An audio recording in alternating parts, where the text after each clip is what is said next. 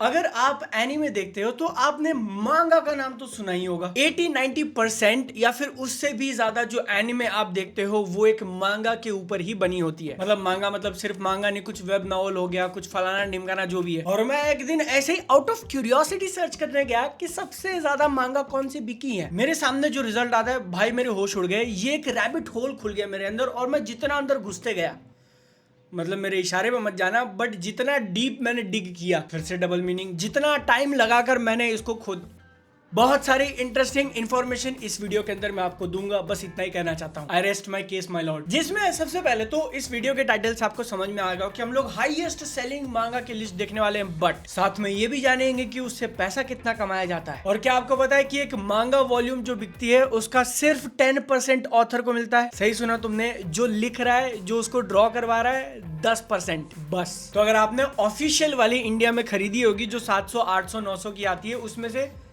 70, 80, 90 रुपए गए होंगे बस। क्यों, क्या, कैसे, सारा इंफॉर्मेशन देगा तुम्हारा भाई। वीडियो को एक लाइक कर देना, हम लोग आगे बढ़ते हैं। क्या इग्नोर कर दोगे, ऐसे ही लाइक नहीं करोगे? आज तक की टोटल हिस्ट्री में सिर्फ 24 ही ऐसे टाइटल्स हैं जिन्होंने 100 मिलियन से ज्यादा कॉपी सेल करी हैं, जिनके नाम एकदम फटाक से बताएंगे। आपका और मेरा टाइम बिल्कुल नहीं वेस्ट किया जाएगा। माय हीरो एकेडेमिया एकदम 100 million, The Kindaichi Case Files, Touch, Hajime no Ippo, Hunter Hunter, Fist of the North Star, Baki the Grappler and Astro Boy. जिसमें से सबसे कम नंबर ऑफ वॉल्यूम्स हैं एस्ट्रो बॉय के 23 and बाकी the grappler के सबसे ज्यादा 155। 100 मिलियन क्लब में जहां ऑलमोस्ट सारे 1950s, 1960s, 1980s के हैं, सिर्फ इकलौता माय हीरो एकेडेमिया 2014। जिससे आगे चलते हैं तो अगला पड़ाव आता है 120 मिलियन वाला क्लब। 2 मांगा है इसके अंदर, Jojo's bizarre adventure and kingdom, जहां पर आप जोजो को थोड़ा सेनन शोनन का कॉम्बिनेशन मान सकते हो, but kingdom is pure Sanon. आपने मोस्ट लाइकली जोजो का नाम सुना होगा, बट क्या आपको ये पता था कि उसकी मांगा 1987 से चलती आ रही है? इवन स्टिल नाउ, ऑलमोस्ट 40 साल। अगर आप काउंट नहीं कर रहे हो तो 24 में से 10 टाइटल्स निकल चुके हैं, लास्ट के 14 बाकी हैं बस। जिसमें से नंबर 14 फिनिश किया है ब्लीच ने 130 मिलियन के साथ। 2001 में इसकी पब्लिशिंग चालू हुई थी, 2016 में खत्म हो गई। 15 साल कीबो-सान ने काम किया और अब वो मजे कर रहे हैं। मतलब मेरे को एग्जैक्टली नहीं पता मजे कर रहे हैं नहीं कर रहे हैं, लेकिन भाई पैसा 5 मिलियन से बस वो कम रह गए नंबर 13 पे जाने से, विच इज ओइशिनबो। 111 वॉल्यूम्स हैं इसके और 135 मिलियन इसने सेल करें। बट क्योंकि अभी ब्लीच का फाइनल एनिमे के फाइनल बैच आने वाला है, उसके बाद खत्म हो जाएगा। एंड आई होप कि पीक पे खत्म हो, तो ऐसा एक्सपेक्ट करो कि ब्लीच और क्लाइंब कर सकता है ऊपर। इंटरेस्टिंगली नंबर 12 पे एक ऐसा मांगा बैठा है जिसका एनिमे बहुत वर्ल्ड फेमस है और लोग बहुत ज्यादा मानते हैं उसको। आप में से काफी सारे लोगों का फेवरेट भी होगा। लास्ट मिनट गेस करना चाहोगे कौन सा है वो? 140 मिलियन कॉपीज बेची हैं मात्र 34 वॉल्यूम्स के साथ। कॉम्पैक्ट स्टोरी में बड़ा धमाका करके दिखाया हाजिमे इसायामा ने अटैक ऑन टाइटन के साथ, 12th बेस्ट सेलिंग मांगा ऑफ ऑल टाइम। लेकिन क्या हम इसको आयरनी, इकोनॉमिक्स का मजाक कहेंगे कि अटैक ऑन टाइटन के ठीक ऊपर क्रेयॉन शिनचैन, हाँ वही शिनचैन जो हम लोगों के लिए कार्टून नॉस्टैल्जिया, उसकी मांगा अटैक ऑन टाइटन के ठीक ऊपर बैठ रही है भाई, दोनों वर्ल्ड्स अपार्ट। 1990 में शुरू हुआ था एंड अभी भी उसकी पब्लिशिंग चालू है। इंटरेस्टिंगली ये सेनेन जॉनर में लिस्ट किया है, तो शिनचैन बच्चों के लिए नहीं था, जिसके लिए भी था भाई 148 मिलियन, ऑलमोस्ट 150 टच करने वाले हम लोग। बट क्योंकि शिनचैन नंबर 11 पे आता है, इसका मतलब टॉप 10 में एंट्री हो चुकी है और टॉप 10 में जो 10वें नंबर पे बैठा है उसने बराबर 150 मिलियन हिट की है। वो मांगा जो खत्म हो गई अभी कुछ सालों पहले। एंड इस पूरे लिस्ट की जो टॉप 24 है ना, उन सब में सबसे यंगेस्ट है। 2018 में चालू हुई थी, 6 साल पब्लिशिंग हुआ है बस, मात्र 30 वॉल्यूम्स के साथ। हम सबके चहीते, सबके लाडले, दिलों की धड़कन गेगे आकुटामी जुजुत्सु काइसेन। अभी तो उसका सीजन 3 पार्ट 2 या फिर सीजन 4 कह लो, या फिर गोजो वर्सेस सुकुना की बैटल वाली मूवी आएगी। I can easily see this hitting 200 million. ध्यान दे देना, आज के दिन जब मैं वीडियो बना रहा हूँ 14 जुलाई को, वो 10 नंबर पे है। लेट्स सी आगे कितना जाता है। लेकिन भाई तुम सोच रहे हो यहाँ ऑथर्स 30-30, 40-40 साल ड्रॉ करके, गेगा आकुटामी ने पूरे इंटरनेट को रेज बेट कर दिया, हर कोई उनको गाली देने लगे, लेकिन इतना पैसा कमा के बैठे हैं। कितना कमा के बैठे हैं मैं भी बताऊंगा अभी। 150 मिलियन में कितना आया होगा। नंबर 9 पे है कोचिका में 157 मिलियन, 201 वॉल्यूम्स पब्लिश करने के बाद। भाई 200 वॉल्यूम्स कुछ होता है यार, 40 साल तक चला है ये। इनके जो ऑथर है उनकी पुश्ते बैठ के खाएंगे, इतना पैसा बना लिया। लेकिन 200 वॉल्यूम्स होने के बाद भी ये नंबर 1 पे नहीं है। एक और मांगा है जिसने इससे भी ज्यादा वॉल्यूम्स निकाली हैं। अगर आप गेस कर रहे हो तो no, sadly that is not One Piece. पहले आपको शायद लगता होगा कि ओ माय गॉड इतना ज्यादा है वन पीस। हाजिमे नो इप्पो के उससे ज्यादा है भाई। और क्योंकि अब अपने पास टॉप 8 बचा हुआ है तो आप जितने भी पॉपुलर एनिमे हैं उनका दिमाग में लगा कौन हो सकता है टॉप 8 में। नंबर 1 पे कौन होगा? नंबर 1 पे तो आई थिंक बहुत ऑब्वियस है, but number 2, number 3, number 4 dragon ball कहां फॉल करता है? नारुतो कहां पे आता है? देखेंगे, सबको देखेंगे। नंबर 8 पे है 185 मिलियन कॉपीज बेचने वाला स्लैम डंक। 1990 से 1996 इनका भी 6 साल का पब्लिकेशन चला था। एंड आई थिंक इसकी कहानी खत्म नहीं हुई है, यह हो गई है। क्यों कंफ्यूज हूं मैं? क्योंकि ये सेम ऑथर है जिसने वैगाबॉन्ड ड्रॉ करी थी और मेरे को पता है कि वैगाबॉन्ड खत्म नहीं हुई है, बीच में छोड़ दिया। क्यों नहीं छोड़ेगा भाई? वो क्यों जरूरत है उसको काम करने की जब स्लैम डंक ऑलमोस्ट 200 मिलियन कॉपीज उसके ऊपर एनीमे बनी हुई है। काफी इंपॉर्टेंट आईपी है वो। मिस्टर इनुवे बैठ के खा रहे हैं? नहीं, ये किसी भी इंसल्टिंग वे में मत लेना। उन्होंने मेहनत करी है, उनका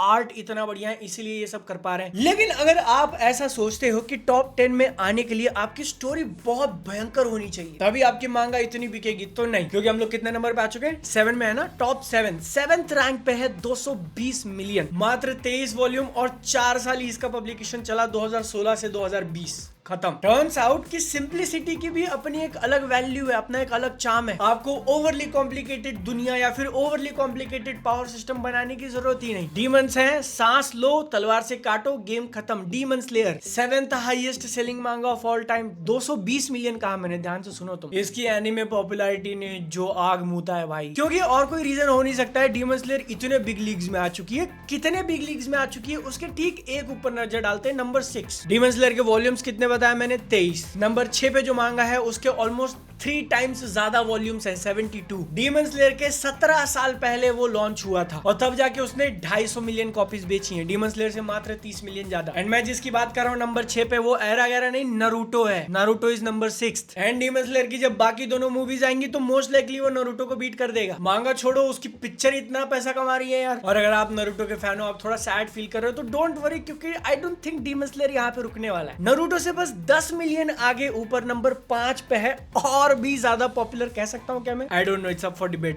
बट बहुत ज्यादा लेजेंडरी ड्रैगन बॉल। अगर आपको पहले से नहीं पता था तो क्या आपने गेस किया था कि ड्रैगन बॉल नंबर 5 पे होगा? अगर ये 5 पे तो उसके ऊपर 4 कौन है? क्योंकि ड्रैगन बॉल मांगा की शुरुआत 1984 में हुई थी एंड 1995 में खत्म हो चुका है, बट तब के मांगास आज भी बिक रहे हैं। बात वही है कि पिछले कुछ सालों में जो एनिमे और मांगा का मार्केट एक्सपैंड हुआ है ना पूरी दुनिया में, उसके कारण न्यू एज टाइटल्स को एक एडवांटेज है। रैपिड ग्रोथ, रैपिड पॉपुलैरिटी के कारण रैपिड सेल्स। टॉप 4 में आ चुके हैं। नंबर 4 पे जो है उसने 10 मिलियन एक्स्ट्रा बेचे हैं ड्रैगन बॉल से, विच इज डिटेक्टिव कोनन। लेकिन टॉप 3 में जाने के लिए अपने को डायरेक्ट 30 मिलियन का अपडेट लेना पड़ेगा, सीधा 300 मिलियन की कैटेगरी में पहुंच चुके हैं। गैस करो कौन सी मांगा होगी जिसने 300 मिलियन कॉपीज बेची हैं? 1968 से चालू है वो, इवन टिल नाउ। एंड इसी टाइटल के सबसे ज्यादा नंबर ऑफ वॉल्यूम्स हैं टॉप 24 में, 220 वॉल्यूम्स। चलो 220 वॉल्यूम्स है, ये तो क्लियर हो गया कि वन पीस नहीं है। वन पीस का 114 है, बट वन पीस से डबल है ये भी क्लियर हो गया। नाम है इसका गोल्गो 13। क्या चीज है भाई, ये नाम पहली बार मैंने सुना इस लिस्ट में।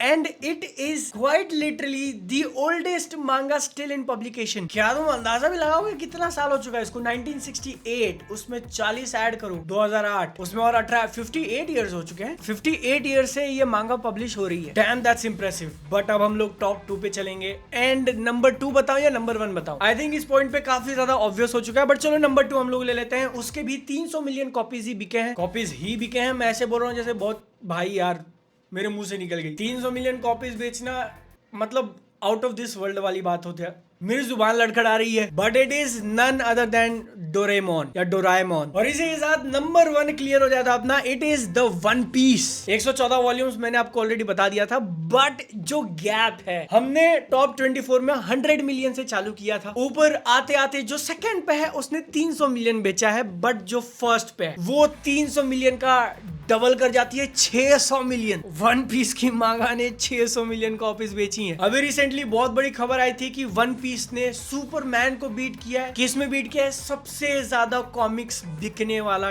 Title in this entire world. 600 million मजाक है क्या यार? क्योंकि मैं तुमको अब नंबर्स बताता हूँ कि कितना पैसा ये लोग कमा सकते हैं। तो अगर हम लोग 100 मिलियन को बेस पकड़े, अगर आपने कोई एक मांगा निकाली जो 100 मिलियन कॉपीज बिक जाती है, देन इट इज पॉसिबल कि आप 350 से 500 मिलियन डॉलर्स बनाओगे उससे। एंड आई थिंक आपको ये नंबर शायद बहुत ज्यादा बड़ा ना लगे क्योंकि डीमन स्लेयर की मूवी ने अभी 700 मिलियन बनाया है। लेकिन ये चीज कंसीडर करते हुए कि आप एसेंशियली एक बुक बेच रहे हो जिसको पब्लिश करना, स्टोर्स पे लेके जाना, डिस्ट्रीब्यूशन, फिर वहां रखा हुआ है, बिक रहा है, नहीं बिक रहा है। मांगा वो चीज है जो आप अकेले भी बना सकते हो। मुश्किल बहुत ज्यादा होगा बट दोनों ही अलग इंडस्ट्रीज हैं। तो 100 मिलियन कॉपीज बेचने के बाद 350 से 500 क्यों बोल रहा हूं मैं? क्योंकि जो प्राइसेस हैं वो वेरी करते हैं। जापान के अंदर 3.5 से $4 के आसपास होता है, वही यूएस में जाता है तो $8-9 का हो जाता है। इंडिया में भी देख लो 800 रुपए। तो डिपेंडिंग कि कौन से रीजन में आपकी मांगा ज्यादा बिक रही है, नंबर उतना थोड़ा ऊपर नीचे होता रहेगा। सेफ्टी के लिए 400 मिलियन ले लो और अगर आप इसके ऑथर हो तो आपको 10% के आसपास का नंबर डायरेक्ट आपके बैंक अकाउंट में मिल जाएगा। क्यों सिर्फ 10%? जबकि कहानी मैं लिख रहा हूँ, कैरेक्टर्स मैं कर रहा हूँ, सारा मेरा क्रिएशन है। क्योंकि ये इंडस्ट्री काम ही ऐसी करती है। 10% के आसपास जाता है ऑथर को, 10% जाता है डिस्ट्रीब्यूटर को, 40% के आसपास जाता है पब्लिशर को जो उसको छाप रहा है, पूरी एक कंपनी चला रहा है उसका अराउंड, एंड बचे हुए 40% जाते हैं उस बुक स्टोर के ओनर को, क्योंकि उसको वो अपने दुकान में रखनी है, वो स्पेस खा रही है, उसको भाड़ा देना है, उसको जो एम्प्लॉइज है उनकी सैलरी है, फिर उसके बाद वो बिके ना बिके। तो इसलिए अगर आपकी मांगा 100 मिलियन कॉपीज बेचती है,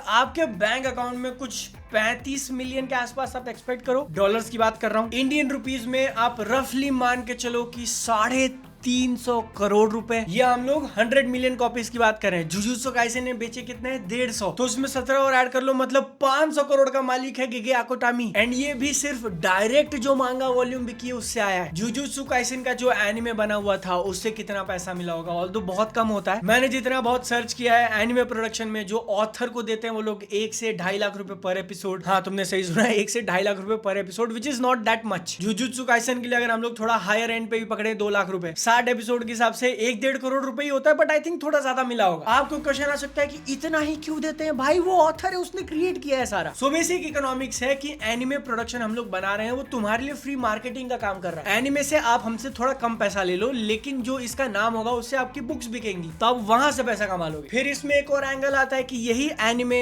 जब क्रंची रोल वगैरह पे जाएगा ओटीटी, तो वहां से आपको और एक्स्ट्रा पैसा मिलता है, जो कि मिलियंस ऑफ डॉलर्स में हो सकता है depending on the popularity. Jujutsu Kaisen की जो मूवी बनी थी जीरो, उससे भी उसने काफी मिलियंस ऑफ डॉलर्स लिए होंगे। मूवी के केसेस में एक फ्लैट फी दे दी जाती है 5-10 मिलियन के आसपास, एक बहुत ही लूज रफ नंबर आप मान के चलो इसको। फिर इसमें तुम ऐड कर दो जो मर्च बिक रहा है। जब मांगा पब्लिश हो रही थी तो शोनन जंप के वीकली इश्यूज में आ जाना, वहां से भी थोड़ा बहुत आ जाता है। So it is safe to say कि गेगे आकुटामी, मुझे नहीं पता उसके अकेले को क्यों सिंगल आउट कर रहे हैं, लेकिन बंदे ने 150 मिलियन कॉपीज बेच के इतना पैसा बना लिया है। अब इतना पैसा उसकी जेब में होगा क्या? I don't know. खर्चा भी हो सकता है काफी ज्यादा, टैक्सेस वगैरह ले लो तुम, बट फिर भी जस्ट इमेजिन जेजेके ने जब इतना बना के दिया है तो डीमन स्लेयर ने कितना बना के दिया होगा? उसका तो 220 मिलियन है। वन पीस ने कितना बना के दिया होगा? उसका तो 600 मिलियन है। ऐसे ही नहीं, ओडा को द वेल्दीएस्ट मांगा ऑथर इन हिस्ट्री कहा जाता है। लगता है साला मांगा बनाना पड़ेगा। क्या तुम खरीदोगे? मॉकटेल को ज्वाइन करो, बढ़िया बढ़िया एनिमे डिस्कवर करो mocktail.in पर जाकर। इस वीडियो को अपने दोस्तों के साथ शेयर करना कि देख वन पीस का रौला देख। अंडररेटेड एनिमे के सजेशंस में देते रहता हूँ, ये वीडियो आप चेक करना अगर कुछ बहुत अच्छा देखना है तो। सेहत का ध्यान रखो, एनिमे क्लाउड को सब्सक्राइब। Tata bye bye.